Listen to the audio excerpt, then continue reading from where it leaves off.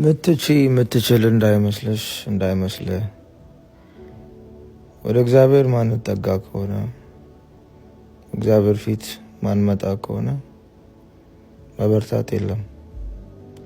እየደከምን እየጠፋን ከእግዚአብሔር እየራቀን እግዚአብሔር እንደሌለ እየኖርን እንመጣለን። እየሰነፍን እንመጣለን።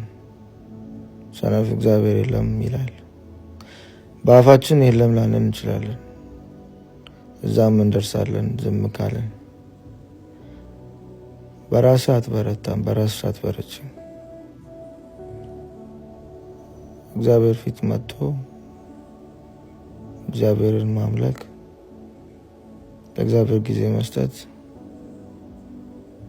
አማራጭ አይደለም፣ ግዴታ ነው።